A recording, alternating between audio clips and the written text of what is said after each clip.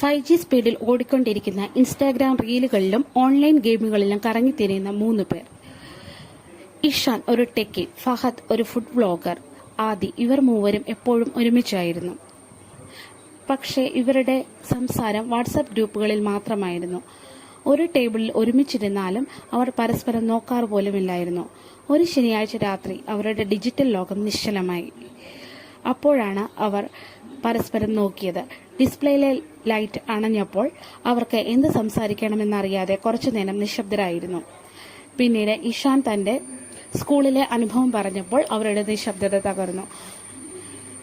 Fahad food ബ്ലോഗിന് വേണ്ടിയല്ലാതെ ഭക്ഷണത്തിന്റെ രുചിയെക്കുറിച്ച് സംസാരിച്ചു. ഇഷാൻ തന്റെ കരിയറിലെ ടെൻഷനുകൾ തുറന്നു പറഞ്ഞു. അങ്ങനെ കുറച്ചുനേരം അവർ പരസ്പരം സംസാരിച്ചു. ഡിസ്പ്ലേ കട്ടായപ്പോഴാണ് അവർ ശരിക്കും കണക്റ്റഡ് ആയത്. ഇടയ്ക്കൊക്കെ ഇങ്ങനെ ഓഫ്ലൈൻ ആവുന്നത് നല്ലതാണ്.